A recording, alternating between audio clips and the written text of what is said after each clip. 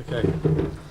Thank you, Martin, and thank you to the conference organisers for being invited back to Ploom TECH. Last year's meeting, for those of you who were here, was extremely interesting, and I'm very pleased to see that there's a significant growth in the number of attendees and also the number of stands outside. Really looking forward to this conference. So anyone that was here last year may recall that I gave a talk at the time on Ploom TECH, which is the JT Group's relatively new tobacco-infused vapor product that's on the market in several countries around the world. Last year I spoke a little bit about the chemistry and the biological activity we're seeing in some of the tests we're running on the product. And this year I thought I'd share with you some relatively recent data that we've published on the effect of Ploom TECH use on indoor air quality. So just to say, this study, the data I'm presenting is based on a paper that was published earlier this year. The reference is here, and you can access it via our science website, and I'll show you the URL later there. So I just have to thank my colleagues in JT who actually did all the hard work for allowing me to present the data on their behalf. Now, before we get there, I also want to share with you some additional findings from our studies over the past year. We've been looking, as many other companies have, at what are the drivers behind the use of what we call reduced risk products, next generation products, e-cigarettes, heated tobacco, etc. And it's not as simple. Depending where you go, depending who you ask, there are numerous drivers, numerous things that consumers are looking for from these products. Everything from, and I haven't got a pointer, so you'll have to follow my hand waving. Everything from, some consumers, convenience is important. They want something that's easy to use, is intuitive, isn't too complicated. Others are looking for, to reduce the health risks associated with their tobacco or nicotine use. Others are looking for a new taste sensation as well. Others, affordability. We know certainly with cigarettes, many countries are very expensive, so people are looking for a more affordable, pleasurable alternative. And the final one is social convenience. What do I mean by social convenience? This is, people don't want their tobacco use or their nicotine use to bother others. And this, in Japan, for example, is the #1 driver. Social convenience in Japan is one of the key drivers of why people are looking to use reduced risk or novel tobacco products. Go to other markets and the order will change. But in general, where we look around the world, these are the 5 main reasons why people are looking to use these products.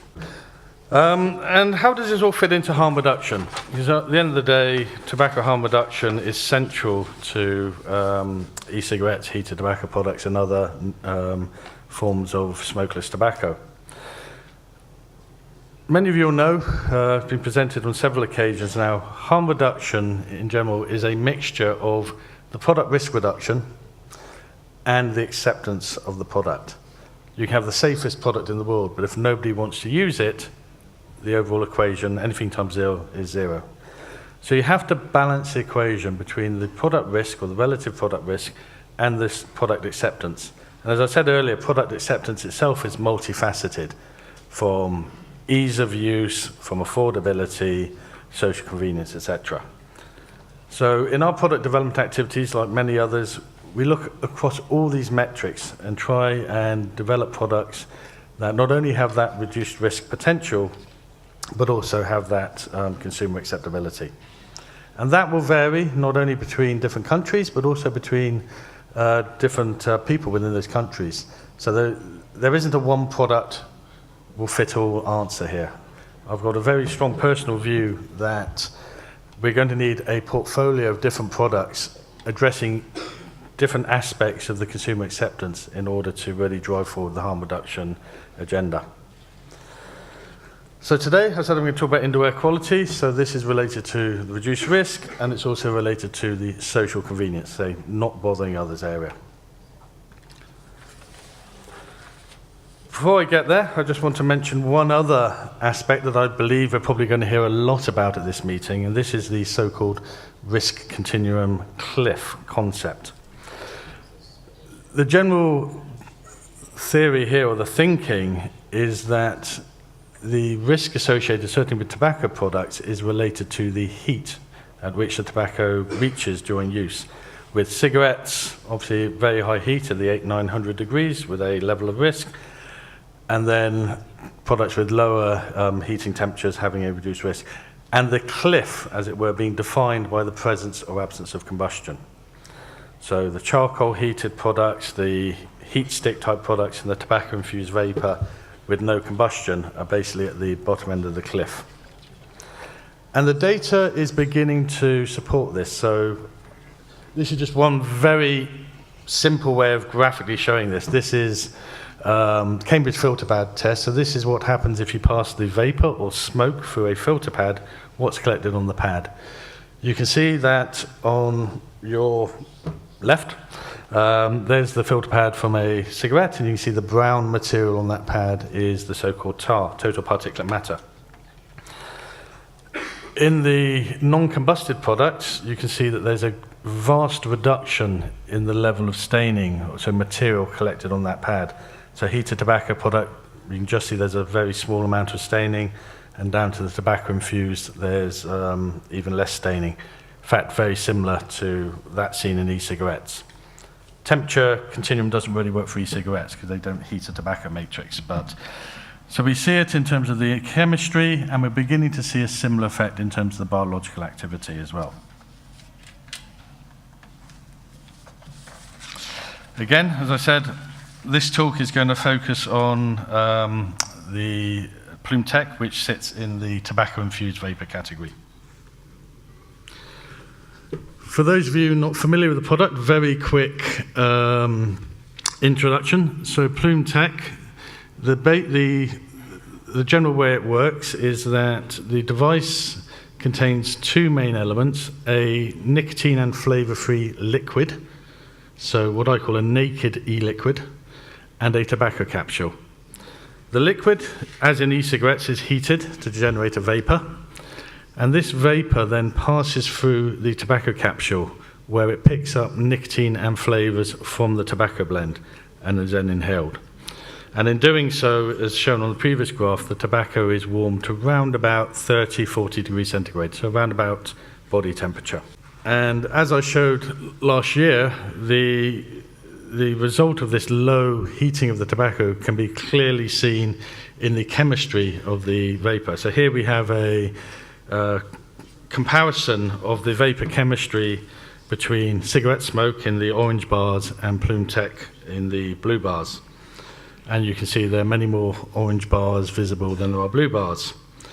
And if we were to sum up using either the WHO Priority 9 constituents or the HPHCs, we landed at around about a 99% reduction in harmful and potentially harmful constituents in Ploom TECH vapor compared to cigarette smoke.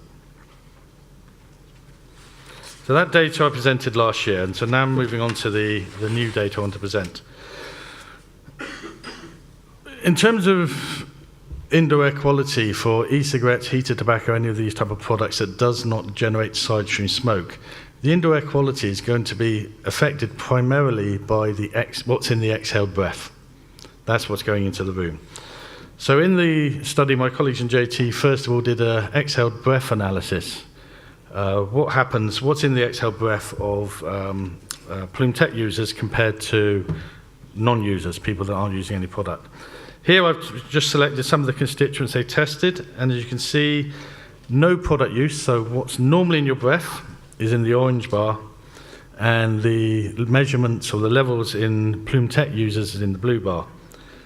Now, unsurprisingly, there is detectable levels of nicotine in the breath of Ploom TECH users, so an increased level of nicotine compared to non-users. However, for the other constituents, including formaldehyde, acetone, and ammonia, there's actually no significant difference in the levels between users and non-users. So what does the effect this exhale breath has on indoor air quality. So in this study, my colleagues used a simulated smoking environment, a so-called smoking chamber, to simulate 3 different situations. They simulated a smoking lounge, a dining room, and a conference room. This is just a schematic taken from the paper. It just shows you the setup here, so if anyone's interested in the technical details, they're not only in the paper itself, but some in the deck in this presentation, which will be available to everyone after the meeting. So you can change the setup in the simulated lounge to model these 3 different environments. And you measure both the air outside the lounge as your control air and the air inside the lounge. Complicated table, won't take you through it all, but essentially this provides the settings, as it were, for the 3 different environments. So you can see that, for example, smoking lounge and dining room has a larger occupation density, so more people in the room. The other point I'd like to make here is that Ploom TECH use compared to cigarette use was double. So for each cigarette smoked in the Ploom TECH environment, there were 2 equivalent sessions of Ploom TECH. So we really sort of stretched the data here. So not data, stretched the conditions of the test. So I'm going to take you through very top line the results from the study. So first of all, we're looking at the smoking lounge. So on the x-axis, going horizontally, you have the constituents that were measured in the lounge, and on the y-axis, you have the concentration. The first thing I'd like to say is that for my analysis, where any values were below LOD or LOQ, so that's limit of detection or limit of quantification, I took the half LOD and half LOQ values. So for example, with propylene glycol, glycerol, and triacetin, all values were below LOD. However, they're on the graph because I've taken the half LOD value there. But you can see that compared to the unoccupied condition, which is in grey, the occupied condition with people in the room but no product use in orange, the occupied Ploom TECH in blue, and the occupied cigarette use in the dark orange bars, there's no difference in the PG glycerol triacetin. Now, when we look at carbon dioxide, any of you will remember that we breathe in oxygen, we exhale carbon dioxide.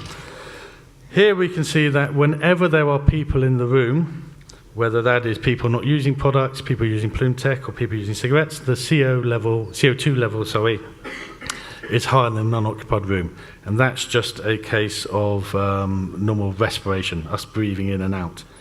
But the levels are not different here, so there's no increased level in carbon dioxide. In others, and remember the exhaled breath, I talked about acetone and ammonia. Here, the levels in the Ploom TECH condition are actually not significantly different from both the people in the room, no product use, but also the unoccupied condition. So whereas in cigarettes, where there are cigarette smokers in the room, we can see an increase. So here there's minimal effects on the indoor air quality under this condition. In terms of the other 2 conditions, so here we have the dining room, and essentially we have the very same result. We have minimal impact on indoor air quality through the use of Ploom TECH. And finally, in the third condition, which is the conference room, again, very similar results. Minimal impact on the indoor air quality with the use of the product. So where are we up to with the scientific assessment of this product or these novel tobacco products? Putting together the data we have so far, we are building, as everyone is with these novel products, a jigsaw, and we're putting pieces of the jigsaw together. We're up to so far. So we know that Ploom TECH has a vast reduction in harmful levels of harmful and potentially harmful constituents in vapor. We know from biomarker studies, and there will be a poster on this at the main GFN from my JT colleagues, so I please encourage you to see that poster. we know that the biomarker studies, the results are actually very similar to that seen in smoking abstinence. So reduced toxicants in vapor, reduced uptake of toxicants into the body. And similarly, in the, let's say, the biological response studies we've done to date, we're seeing a vastly reduced biological impact, so biological response to the inhalation Ploom TECH data. And then finally, as I've presented here, we're also seeing minimal impacts on indoor air quality. So it's looking good. We're not there yet. We're still building the jigsaw. We've still got more pieces to fit in there. But I do think this is a very good example of the reduced risk potential that non-combusted inhalable tobacco products have, both the so-called heated tobacco products and these tobacco-infused vapor products.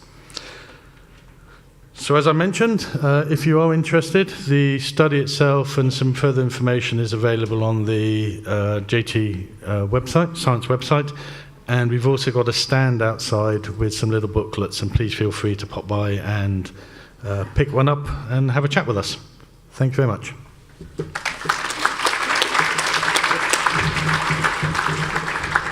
Okay.